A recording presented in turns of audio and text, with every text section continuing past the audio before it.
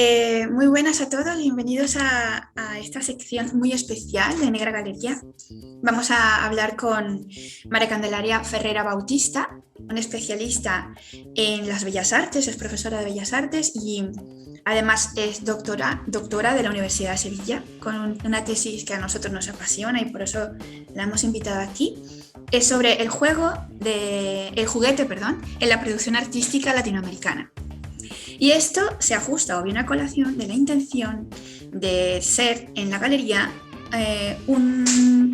una oferta extra a este artefacto tan extraordinario y lúdico que es el juguete de artista.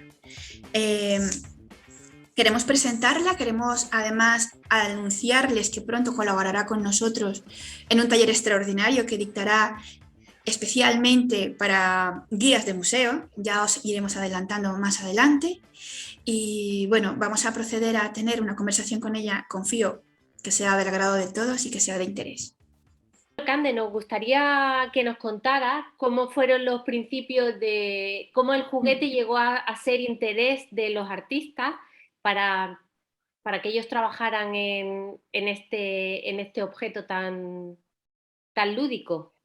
En el referente histórico, el juguete ha sido un objeto naturalmente desarrollado. Desde el punto de vista social, hay una referencia histórica de Nello Luden, de Hans Huizinga, que habla de que es el momento en que ese objeto empieza a generar interacciones un poco simbólicas. Sin embargo, para el arte hay un estado un poco representado en la ruptura, ¿no? Baudelaire, por 1853-54, si no recuerdo mal, cuando plantea una referencia muy, muy personal en el texto de La moral del juguete, habla de un estado de fascinación en su propia experiencia infantil, aludiendo un poco a la decadencia que para el momento, a juicio de él y de otros más que estaban repensando un poco la producción artística en el momento, hablan de una decadencia de la escultura o la necesidad de una nueva estatuaria. ¿Qué pasa? Que él, recordando esa experiencia infantil en casa de una amiga de su madre que coleccionaba juguetes y tenía, en ese texto lo refleja, tenía como un pequeño salón en el que cuando le invitaban él iba allí. Y en ese estado de fascinación hace que él entre un poco en la dinámica de exponer, de manera también un poco eh, irreverente, un poco en esa necesidad de entender que esas pequeñas piezas hacen entrar al ser humano en un estado de fascinación natural, ya que saca allí referentes en ese estado de fascinación y empieza en el estado de añoranza un modo de estar en torno a esa pieza del juguete que lo hace, según lo que él plantea, una nueva posibilidad en el mundo de la estatuaria artística. Un poco hipnótico, Por, ¿no? Quizá. claro, porque a partir de ese estado de fascinación hay una entrada con ese código. Son códigos sociales. El Claro. juguete lo que hace es recrear la realidad en torno a objetos que son cotidianos para la vida del niño. Lo que pasa es que hay en ese estado en el que entra el adulto, en la añoranza, hay como una necesidad de rememorar. Entonces hay una relación simpática que luego, ya cuando se pone el estado de la interacción entre lo que es el adulto y el niño, con esa pieza en común que es el juguete, pues ahí salen otros estados Sin duda. en torno a lo emocional, Sí, al sí, recuerdo, sí. a la evocación de esos estados que hacen que el adulto entre en una relación significativa con su propio mundo, la relación que puede, si entra en interacción con ese niño, o sea, que si hay una relación directa, por ejemplo, en la relación padre-hijo, cuando entran a una juguetería o entran a un sitio donde ven esos objetos muy especiales, hay un estado de relación que explota allí. Hay una ebullición de emociones que surge allí y que el adulto si está en una posición un tanto relajada, si se puede usar el término, ante esa invitación que permite el juguete, pues en el entrar a jugar, como dice Gadamer, en el jugar en esa relación simbólica, pues el juguete es una pieza que detona. Sí, la claro. hace fascinante desde el punto de vista significativo. Y luego, Cande, pues, perdona que te interrumpa. no, Según lo que me estás diciendo, el juguete se puede estudiar desde un punto antropológico, desde un punto de vista psicológico, desde un punto en muchas vías, ¿no? De asumirlo, por lo que estás diciendo. sí, sí, porque desde el punto de vista del artefacto, si nos vamos a lo básico, el referente básico del artefacto, el artefacto es un objeto que está creado, precisamente fabricado técnicamente, de acuerdo a cualquiera, ¿no? Cualquier artefacto, estamos hablando de forma general, que va a cumplir una función específica. Pero el artefacto juguete entra en un estado de significación ampliada, o sea que es un objeto distinto a un vaso, a una vasija, o Claro, con otras connotaciones. entra en un estado de significaciones distintas, con lo cual ya sobrepasa la función básica. Y que a lo mejor la función básica remite a la acción con el niño, Claro. pero es un estado de relación con otros niños, con los adultos. Hay un estado de relación que promueve el juguete, que lo hace distinto. ¿Y cómo llega el artista? Ya dices que es porque hay una revisión creyendo Baudelaire que hay una, no sé, crisis o falta de productividad en el arte por la estatuaria. Pero ¿cómo llegan la mayoría de ellos en la vanguardia a producir este objeto? ¿Cuál es su interés? Porque yo veo a mis hijos que constantemente se están haciendo juguetes, ¿no? No está, gracias a que yo les escondo la inmediatez de la Barbie o de juguetes de plástico o ese tipo de cosas, ellos se ven en la obligación para construir ese imaginario que tú dices, esa hipnosis en la que entran, donde hay diálogos que ininteligibles, que solo ellos entienden. Ellos mismos empiezan a producirse objetos, esto es un zumo, no sé, ellos mismos empiezan a crear, ¿no? A hacer cosas. Entonces, ¿cómo el artista se propone volver a ese periodo infantil para empezar a producir objetos o el adulto también tiene esa necesidad? Los adultos también, o es que olvidamos el jugar, pero como que también tenemos derecho, ¿no? A esa hipnosis. ¿Tú qué opinas? ¿Cómo llegan allí? Sí, bueno, los primeros artistas llegan sobre todo por el estado de conexión con sus hijos. Tenemos varios ejemplos, está Alexander Calder, está Paul Klee, está Picasso. Hay varios artistas que se relacionan con el hacer del juguete justamente por ese Padres. contexto inmediato. Claro. Sí, son detonantes. Yo de hecho en mi trabajo lo nombro como detonantes. El juguete detona cosas. Entonces, en ese estado de detonación de esos contextos, en el adulto detona la añoranza y toda ese espíritu libre que promueve el juguete como objeto. Gadamer, como desde la filosofía lo llama la fiesta, ¿no? Como que es el estado pleno, porque el juguete, extrañamente, tiene la capacidad de generar estados de liberación. Para el niño es natural. Bueno, desde el punto de vista pedagogo sabemos que el jugar es un estado natural. Para el adulto es la oportunidad de evocar esa época de la infancia, ¿no?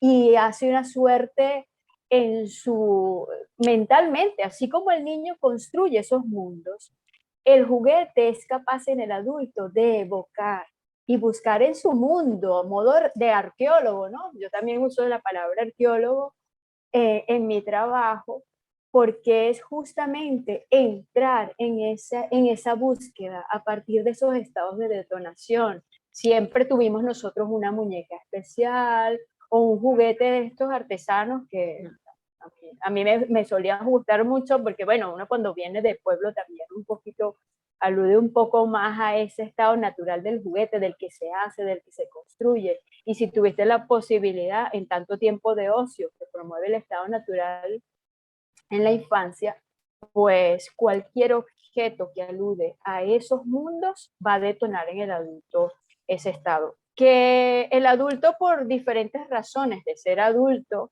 pues esos puntos de quiebre o ese estado de relación de dejarse llevar por la fascinación del juguete, se le hace un poco más complejo si viene de mundos un poco más estructurados, pero en la esencia de ese ser humano está allí, no deja de estar, pero el juguete tiene esa capacidad de detonar.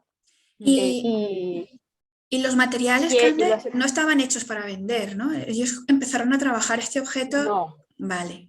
Para jugar los hijos y ellos mismos con los hijos.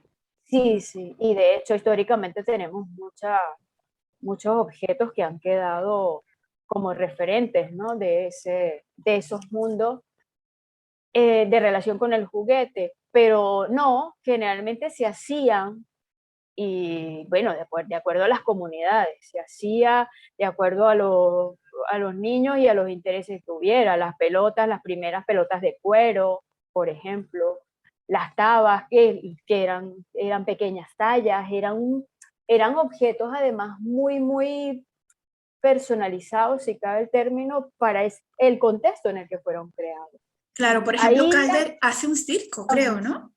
Con sí, su hijo. El circo, la escena del circo es hermosa. Además, bueno, se ha tratado de replicar, pero son mundos además que no es solamente una pieza, sino es la interacción de una relación de piezas allí que hace fascinante. Y muchas de esas piezas devienen en su búsqueda también como artista, con los móviles y todo esta relación que para él era del artista, pero que a partir de la creación de esos juguetes entra también en un mundo que de verdad, que tú te detienes ante un juego de piezas de Calder que remiten al circo y que quedas fascinado, te provoca jugar. Te pones a jugar, sí. Sí, y yo creo que ese es el estado de fascinación que genera sobre todo el juguete artesano. Claro. Porque el juguete artesano tiene la posibilidad de recrearse. Hay un mundo de piezas y de acuerdo a cómo sea el juguete, que puede ser de encaje, puede ser, ya esto entra en la clasificación de los tipos de juego, pues el juego mismo da una diversidad de acciones y entonces permite que esa plasticidad, además del material un poco más noble, bueno, que hasta el adulto como padre, si tuviera que aproximarse o aproximar a sus hijos, pues sí, yo aproximé primero a mis hijos con esos juguetes más blanditos, más asociados a la posibilidad de lastimarse incluso menos, pero que invitaba a jugar con ellos incluso. De hecho, y cabe aquí un poquito la experiencia personal, claro, a veces los niños decían, ya mamá, deja de jugar, o sea, ya terminó el juego, mamá, porque es que entras en el estado del juego porque permite promover diferentes escenas, o sea, hay un estado de relación con la imaginación que es infinito. Más profundo, sí. Y Torres García y Picasso hicieron juguetes como más rígidos, ¿no? Porque el de Calder era, bueno, él trabajaba con el collage y el tema de los móviles, pero recuerdo los juguetes que proponen ambos, son como de madera, tallados, pintados así rápidamente, que no tienen intención de que sea algo perfecto. Torres García también lo hizo para sus hijos, también tenía hijos. Es que yo desconozco la vida personal de él. No, lo que pasa es que la relación que usó con Torres García, un poco más el hecho simbólico, incluso a partir de la idea de Torres García, tenemos nosotros Colmenares, que es un artista venezolano, que trabaja un poco los códigos, las letras, la aproximación un poquito más hacia lo cognitivo, de manera interesante, porque además son piezas que puedes colocar y descolocar, eso es. Es correcto. Entonces alude un poco a ese juego simbólico y a lo mejor con otro tipo de estructura, pero o con ese enfoque un poco que a la luz de hoy lo podríamos decir con un enfoque más cognitivo, ¿no? Porque es más simbólico. El otro es más de acción. Tal vez el Circo de Calder es un juego que te invita más a la acción, al Sí, a mover las participar. piezas, al interactuarlas, sí. Pero Bien. estos otros artistas que han promovido un poco el establecimiento y la relación con los códigos aluden a otras cosas, que más a lo cognitivo, tal Sí, vez, no sé, a lo mejor claro, como la oferta es docente. infinita, ¿no? Sí, sí, y esa relación, a lo mejor en un interés de un niño, que podríamos decir, contextualizarlo por la edad, porque además que el juguete tiene esa posibilidad de ir de eso simple en el interés de un niño, o sea, que es que va desde, podríamos decirlo, desde el punto de vista evolutivo, desde el 0 años hasta 99, hasta 100, hasta el Sí, límite sí, que le sí, quieran sí. poner, pero hace ese mundo de relación desde el 0 hasta el infinito, hasta donde quiera. Y eso hace que te aproximes a un tipo de juguete en algún momento o a otro, ¿no? De acuerdo al estado de relación que tengas. No es lo mismo poner piezas, colocarlas, apilarlas, encajarlas, y ya ahí tienen que ver con el desarrollo evolutivo del Claro. niño. Si tu interés, por ejemplo, es aproximarlo a, a que entre en un estado de relación de la imaginación y el aprender, porque también no te puedes perder la posibilidad de en esos juguetes ofrecer la posibilidad de que entre en el mundo, pero que lo construya, que lo decodifique. Hay muchas posibilidades que lo permite el Claro, le das juguete. muchísimas herramientas plásticas en el momento en que él pueda hacerlo, sin duda. ¿Y tú dirías Sí, que actualmente ahí sigue el interés por parte de los artistas en esta producción de estos artefactos? yo creo que el interés no se ha perdido nunca, pero tenemos a esos artistas que entran en este mundo sensible Sí, de la lúdico. relación con un juguete, El niño. del que lo hace, el artesano que entra en la relación del juguete que hace, ¿no? Entonces llamamos, de alguna forma, yo no sé si es ofensivo o no, a mí no me parece que ofenda, que a los jugueteros. Ah, Los jugueteros Ajá. tienen una relación con el mundo y el hacer del juguete que es fascinante. Una vez tuve la posibilidad de entrevistar a una mujer, ya ella murió, pero que hacía muñecas de trapo en ajá. un pueblo allí en Venezuela. Y es un mundo súper especial, porque además ella generaba los mundos con la De creación cada de estas muñeca. muñecas, sí, y sus historias, y escribía de ellas, y escribía como si fuera ella. Le daba Y otro alma al juguete al sí, final. sí, sí. Y eso, tratar de, o sea, entrar en ese mundo sensible hace que el artista también tenga una sensibilidad especial. Entonces yo creo que igual todos los artistas no entran por ahí al estado de la creación, entran a lo mejor más por el mundo de las ideas, por el mundo un poco más conceptualista, pero el que entra desde el mundo del juguete, entra desde el mundo de la imaginación, de la sensibilidad, de ese estado de añoranza de él mismo, porque yo se los llegué a preguntar a varios y llegan desde sus propios mundos, tengan hijos o no, porque es Ujú. que también me encontré con ellos, tengan hijos o no, entran al No dejan mundo de de la jugar, claro. desde su No propia tienen fascinación. la necesidad de acercarse a ese mundo infantil. Sí, naturalmente, lo sienten y por ahí se Claro. dejan llevar. Obviamente son artistas, Ujú. tienen esa facilidad de manipular a ese objeto, de hacerlo, de crearlo. Estamos hablando prácticamente de un criterio también, Sí, porque claro. hay la mezcla de los colores, hay una relación formal con la estructura del objeto que encaje bien, que hay una relación formal allí como artista. Y un Ujú. poco a lo mejor a mi juicio desestimado o no sé, yo creo que ahí el hecho Sí, de que entenderlo desde la figura del artesano a lo mejor lo desestima un poco a mi juicio. Por sí, eso en mi una trabajo categoría traté de inferior, ¿no? ampliarlo. Sí, Sí, es y eso triste. es muy triste. Es muy, Y a mi juicio, un poco triste. Sí, no, es que lo es. como según lo que estamos hablando aquí, pues cuando uno ha hecho o ha intentado promover o tener algún proceso creativo, uno siente que es como una meditación activa, que estás en una relación contigo, tu cabeza y tu hacer, todo en sintonía, ¿no? Y el jugar, a mí me parece que es igual, porque yo veo a mis hijos que entran de verdad en una hipnosis, con diálogos que son imposibles de describir, solo lo entienden ellos, y además con historias y con desenlaces insospechados, que son realmente como a ellos lo van sintiendo en el momento.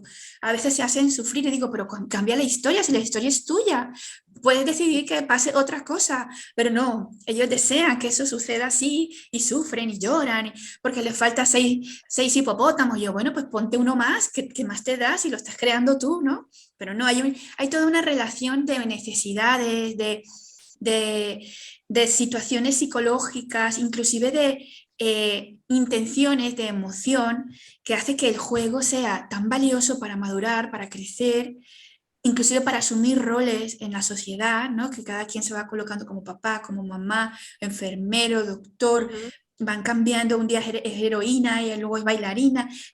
Toda esa hipnosis que tienes de chiquitín cuando juegas, que el artista se lo permita de adulto y que encima pueda obtener un objeto de esa valoración, de ese tiempo, de esa actitud lúdica, a mí me parece un objeto sumamente precioso, preciado, que nada tiene que ver con esa categoría inferior que tú comentas, efectivamente. Y por eso desde la galería hemos querido como darle un valor, ¿no? Como tener demostrar que el objeto es tan lúdico y actual que creemos que nunca, nunca se va a dejar de hacer. Por eso te preguntábamos si los artistas todavía tenían esa necesidad, porque creemos que sí, creemos que en la pedagogía inclusive puede haber mucha intención, ¿no? En la creación del artista. Sí, bueno, es que es por la capacidad natural de evocador del objeto. Lo hace con un poder infinito, porque una misma muñeca puede evocar situaciones en cada persona que permite construcciones distintas. Y en esa relación entre el adulto y el niño, pues se duplica la posibilidad simbólica de ese objeto, porque promueve esa relación y desarrollo de mundos. Y es eso, es lo que tú creas. Y el artista definitivamente que se aproxima a eso lo hace desde él mismo.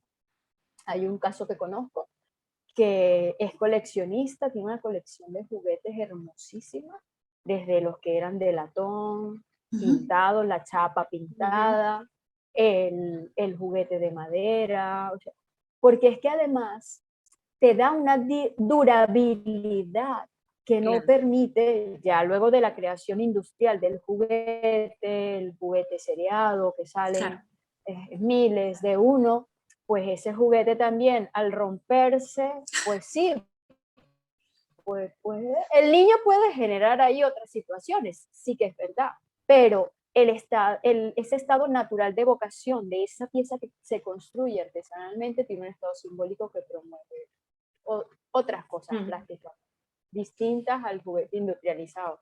¿Y ese artista que tú conoces también hace, aparte de coleccionar?